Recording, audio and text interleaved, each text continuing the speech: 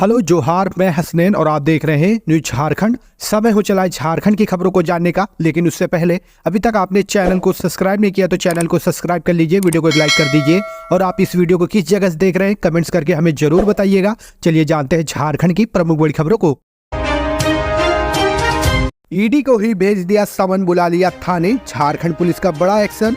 Jharkhand high court की ओर से प्रवर्तन निदेशालय के अफसरों पर कोई दंडात्मक कार्रवाई नहीं लेने के आदेश के एक सप्ताह बाद झारखंड पुलिस एक बार फिर एक्शन में है। झारखंड के पूर्व मुख्यमंत्री हेमंत सोरेन की ओर से अफसरों के खिलाफ दर्ज कराए गए SC/ST केस में झारखंड पुलिस ने संबंधित अधिकारियों को समन भेज दिया है। उन्हें 21 मार्च को सुबह 11 बजे थाने में मौजूद रहने को कहा गया है। सोरेन ने अफसरों पर प्रताड़ित करने और पूरे समुदाय को अपमानित करने का आरोप लगाया है। समन भेजे जाने की जानकारी रखने वाले एक पुलिस अधिकारी ने बताया कि इसे 2-3 दिन पहले रांची में गोड्डा पुलिस थाने से भेजा गया है। अधिकारी ने बताया कि जिन लोगों को समन भेजा गया है उनमें एडिशनल डायरेक्टर कपिल राज, असिस्टेंट डायरेक्टर देवव्रत झा समेत अनुपम कुमार और अमन पटेल शामिल है। SSP चंदन कुमार ने समन की पुष्टि की, लेकिन ब्यौरा देने में असमर्थता जाहिर की। SSP ने कहा कि हाँ, ईडी अधिकारियों को समन भेजा गया है, लेकिन मैं इस मामले में अधिक ब्यौरा साझा नहीं कर सकता हूँ। जांच अधिकारी ही ज्यादा कुछ बता सकते हैं। इस केस में जांच अधिकारी अजय कुमार सिन्हा से संपर्क नहीं हो सका। गोड्डा पुलिस थाने के एक अधिकारी से जब सिन्हा के बारे में पूछा तो उन्होंने कहा वह इस केस की जांच के लिए दिल्ली गए हैं। झारखंड हाईकोर्ट करेगा बहाली, भरी जाएंगी स्टेनोग्राफर समेत 648 रिक्तियां। स्नातक डिग्री के साथ टाइपिंग की योग्यता रखने वाले युवाओं को झारखंड हाईकोर्ट सरकारी नौकरी से जुड़ने का मौका दे रहा है। हाल ही में झारखंड हाईकोर्ट ने इंग्लिश स्टेनोग्राफर एवं डिपोजिशन टाइपिस्ट समेत कुल 648 पदों पर बहाली की नोटिफिकेशन जारी किया है। इंग्लिश स्टेनोग्राफर पद के लिए मान्यता प्राप्त संस्था से किसी भी विषय से ग्रेजुएशन की डिग्री प्राप्त करने के साथ इंग्लिश में 80 शब्द प्रति मिनट स्टेनो स्पीड एवं 40 शब्द प्रति मिनट टाइपिंग स्पीड रखने वाले आवेदन कर सकते हैं। डिपोजिशन टाइपिस्ट पद के लिए किसी भी विषय से ग्रेजुएशन करने के साथ इंग्लिश में 40 शब्द प्रति मिनट की गति से टाइपिंग और हिंदी में 30 शब्द प्रति मिनट की गति से टाइपिंग की योग्यता रखने वाले आवेदन के पात्र हैं। हिंदी की टाइपिंग कंप्यूटर पर कृतिदेव 10 फॉन्ट में होगी। उपरोक्त सभी पदों पर आवेदन करने के लिए उम्मीदवार की आयु 21 वर्ष से 35 वर्ष के बीच होनी चाहिए। आरक्षित एवं दिव्यांग श्रेणी के उम्मीदवारों को अधिकतम आयु सीमा में नियमानुसार छूट प्रदान की जाएगी। झारखंड में बालू माफियाओं पर अब होगा एक्शन। चंपाई सोरेन ने अफसरों को दिया सख्त निर्देश। मुख्यमंत्री चंपाई सोरेन ने बुधवार को झारखंड मंत्रालय में राज्य में विधि व्यवस्था, रांची में यातायात व्यवस्था, सड़क सुरक्षा एवं अपराध नियंत्रण को लेकर किए जा रहे कार्यों की उच्च स्तरीय समीक्षा की। इस अवसर पर मुख्यमंत्री ने अधिकारियों को निर्देश दिया कि राज्य में अपराध की घटनाओं पर हर हाल में लगाम लगाए, राज्य में घटित आपराधिक घटनाओं की प्रवृत्ति को सूचीबद्ध करें। मुख्यमंत्री ने अधिकारियों से कहा कि पिछले कुछ समय में राज्य के भीतर घटित आपराधिक मामले जैसे हत्या, डकैती, लूट, छिनताई, चोरी, साइबर अपराध सहित अन्य मामलों की अलग अलग समीक्षा की जाए। मुख्यमंत्री ने कहा कि अपराध मुक्त झारखंड का निर्माण उनकी सरकार की प्राथमिकता है। अधिकारियों को निर्देश दिया कि जमीन खरीद बिक्री से जुड़े आपराधिक घटनाओं में संलिप्त लोगों पर कड़ी कार्रवाई सुनिश्चित करें। वैसे अपराधी जिन्होंने जमीन खरीद बिक्री को लेकर हत्या तथा फ्रॉड की घटना को अंजाम दिया है उन्हें चिन्हित कर प्राथमिकता के तौर पर सजा दिलाई जाए। मुख्यमंत्री ने अधिकारियों से कहा कि अफीम की खेती रोकने के लिए लोगों को जागरूक करें। अफीम की खेती रोकने हेतु जंगल बचाओ ग्राम समितियों को साथ लेकर जागरूकता अभियान चलाए। मुख्यमंत्री ने कहा कि हाल ही के दिनों में साइबर क्राइम से जुड़ी घटनाओं की खबरें सुनने को मिली है। साइबर क्राइम पर भी प्राथमिकता के तौर पर कार्रवाई की जाए। मूल्यांकन कार्य में नहीं आ रहे शिक्षकों पर होगी विभागीय कार्रवाई। झारखंड में मैट्रिक और इंटरमीडिएट की उत्तर पुस्तिकाओं के मूल्यांकन में अब तक योगदान नहीं करने वाले शिक्षकों पर कार्रवाई होगी। झारखंड एकेडमिक काउंसिलिंग के सचिव ने सभी जिला शिक्षा पदाधिकारी से ऐसे शिक्षकों की सूची मांगी है। जिले को 15 मार्च तक ऐसे शिक्षकों की लिस्ट देने का निर्देश दिया है। 9 मार्च से राज्य के विभिन्न मूल्यांकन केंद्रों में उत्तर पुस्तिकाओं की जांच चल रही है। जैक ने निर्देश दिया है कि लोकसभा चुनाव को देखते हुए मूल्यांकन कार्य तेजी से किया जाना आवश्यक है। मूल्यांकन केंद्र निदेशक की ओर से सूचना दी गई है कि वर्तमान में कुछ शिक्षक मूल्यांकन केंद्र में योगदान नहीं कर रहे हैं, जिससे मूल्यांकन धीमी गति से हो रहा है। इससे लोकसभा चुनाव की गतिविधि के कारण यह धीमी पड़ सकती है। जैक ने स्पष्ट किया है कि अगर अंतर जिला स्थानांतरण की वजह से जिले के TGT और PGT शिक्षक योगदान कर लिए हैं और उस जिले की परीक्षक सूची में शामिल नहीं किए गए हैं तो उनका नाम 15 मार्च तक उपलब्ध करा दिया जाए। साथ ही जो प्रधान या सह परीक्षक 14 मार्च तक मूल्यांकन कार्य के लिए योगदान नहीं करते हैं उनके खिलाफ कार्रवाई की अनुशंसा करें। झारखंड में बदलने वाला है मौसम, गर्मी से मिलेगी राहत। आईएमडी ने बताया कब होगी बारिश। झारखंड के विभिन्न जिलों में बुधवार और गुरुवार को मौसम साफ रहा। धूप कड़ी होने के कारण राजधानी समेत राज्य के विभिन्न जिलों के अधिकतम तापमान में 2 से 3 डिग्री तक की वृद्धि हुई। राज्य में 15 से बादल छाएंगे जो 19 तक रहेंगे, जबकि 16 और 17 मार्च को राज्य के मध्य व निकटवर्ती हिस्से यानी रांची, रामगढ़, हजारीबाग, गुमला, बोकारो, खूंटी के अलावा दक्षिण हिस्से यानी पूर्वी व पश्चिम सिंहभूमि, सिमडेगा और सरायकेला खरसावां में कहीं कहीं मेघ गर्जन के साथ हल्की वर्षा होने की संभावना है। मौसम विभाग के अनुसार राज्य में पिछले 24 घंटे के दौरान अधिकतम तापमान में वृद्धि हुई। राजधानी और जमशेदपुर समेत राज्य के कई हिस्सों में यह सामान्य ताप से अधिक चल रहा है। अगले 5 दिन मौसम में होने वाले बदलाव के कारण अधिकतम तापमान नीचे आएगा। इससे रांची समेत राज्य के विभिन्न भागों में बढ़ रहे तापमान में गर्मी से लोगों को राहत मिलेगी।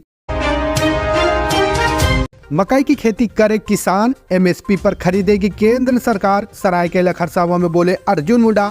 खरसावां विधानसभा क्षेत्र के दौरे पर गुरुवार को पहुंचे केंद्रीय कृषि मंत्री अर्जुन मुंडा ने कहा कि केंद्र सरकार सरायकेला खरसावां जिले में मकई के उत्पादन को बढ़ावा देगी।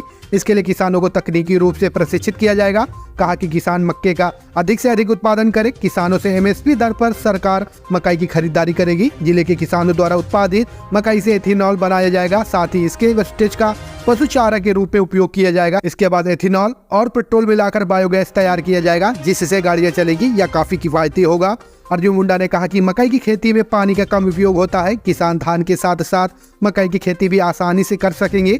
किसान को अगर अपनी फसल को खुले बाजार में अधिक दाम मिले तो वहां भी बेच सकते हैं। हेमंत सोरेन की करीबी विधायक पर कसा ईडी का शिकंजा, पुरानी फोटो वायरल। बड़कागांव से कांग्रेस पार्टी की विधायिका अंबा प्रसाद के बड़कागांव स्थित आवास से प्रवर्तन निदेशालय ने एक इलेक्ट्रॉनिक बैग बरामद किया है जो अंगूठे के थंब इंप्रेशन से ही खुलता है। यह बैग अभी ईडी के कब्जे में है। बैग खुलने के बाद ही इसके अंदर का राज फाश हो सकेगा। मिली जानकारी के अनुसार ईडी सभी कागजात की जांच कर रही है। बताया जा रहा है कि इस मामले में ईडी जल्द ही विधायक अंबा प्रसाद, पूर्व मंत्री योगेंद्र साह व उनके अन्य सहयोगियों को एक एक करके समन करेगी और पूछताछ के लिए उन्हें रांची स्थित ईडी के कार्यालय में बुलाएगी। हालांकि अंबा प्रसाद खुद को बेकसूर बता रही है और भाजपा की साजिश करार दे रही है। कांग्रेस विधायिका अंबा प्रसाद ने कल इसको लेकर ट्वीट किया, जिसमें उन्होंने कांग्रेस की पूर्व अध्यक्ष सोनिया गांधी के साथ उन्होंने तस्वीर शेयर करते हुए लिखा, जब हौसला बना लिया ऊंची उड़ान का, फिर देखना फजूल है कद आसमान का। इसके बाद उन्होंने पोस्ट में लिखा, बड़कागांव और हजारीबाग के जन संघर्ष के लिए मेरे पिता और माता जी ने कई वर्षों तक यातनाएं झेली हैं। अब वही कुचक्र सरकारी एजेंसियों के माध्यम से मेरे खिलाफ चलाया जा रहा है।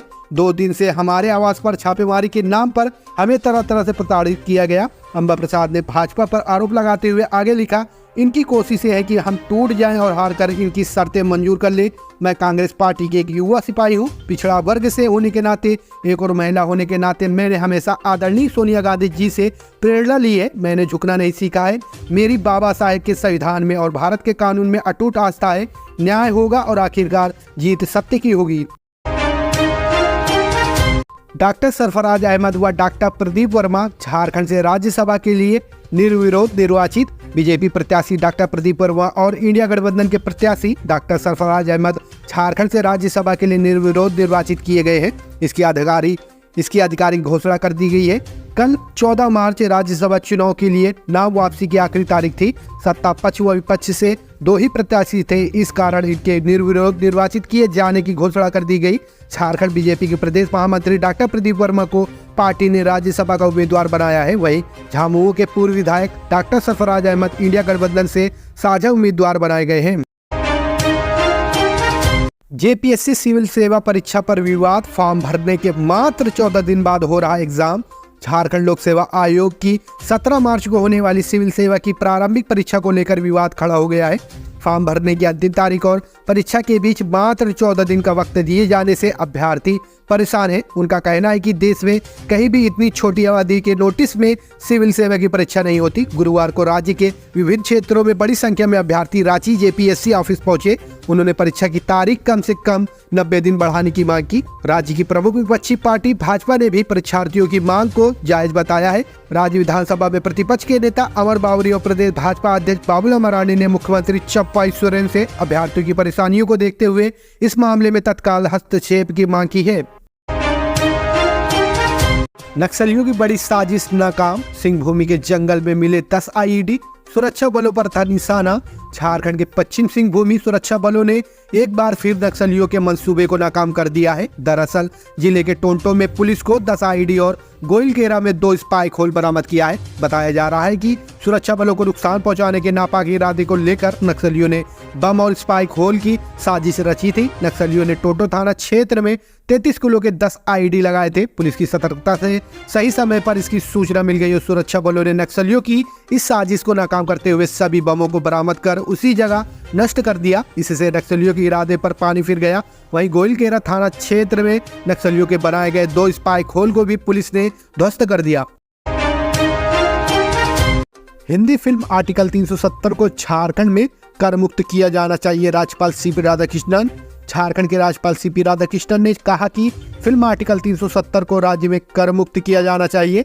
रांची के एक सिनेमा घर में फिल्म देखने के बाद उन्होंने कहा, मुझे लगता है कि ऐसे देशभक्त वाली फिल्म को कर मुक्त किया जाना चाहिए। 370 कश्मीर में आतंकवाद के खिलाफ सरकार की लड़ाई और अन्य मुद्दों पर केंद्रित है।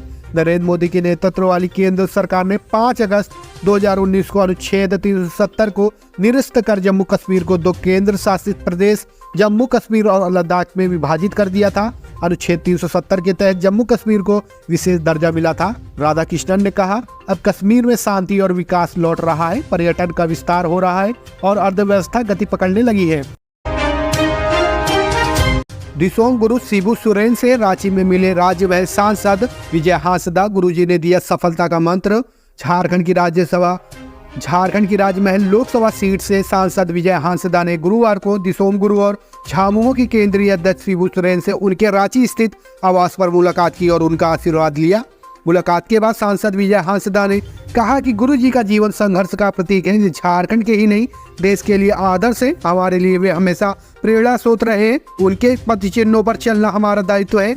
उन्होंने कहा कि दिसोम गुरु ने उन्हें सफलता का मंत्र दिया। गुरुजी ने कहा कि विपरीत हालात में भी धैर्य रखना चाहिए। संकट का सामना करते हुए आगे बढ़ने से जीवन में सफलता मिलती है। उन्होंने लोकसभा चुनाव 2024 को लेकर बूथ स्तर पर कार्यकर्ताओं को एकजुट कर महागठबंधन को मजबूत बनाने को कहा। पलामू में किराना दुकान की आड़ में शराब और बियर की बिक्री, दुकानदार गिरफ्तार। जिले की नवा बाजार पुलिस ने रजहरा कोठी इलाके में जय कुमार प्रजापति को किराना दुकान में शराब और बियर बेचते गिरफ्तार किया है। दुकान से 34 बोतल अंग्रेजी शराब और 22 बोतल बियर बरामद की गई है। इस सिलसिले में नवा बाजार थाने में मामला दर्ज किया गया है। थाना प्रभारी चिंटू कुमार ने बताया कि 13 मार्च की देर शाम गुप्त सूचना पर कार्रवाई की गई। आरोपी दुकानदार बरामद शराब और बियर के संबंध में कागजात की मांग करने पर कोई वैध दस्तावेज नहीं प्रस्तुत किया। इसके बाद उसे गिरफ्तार किया गया।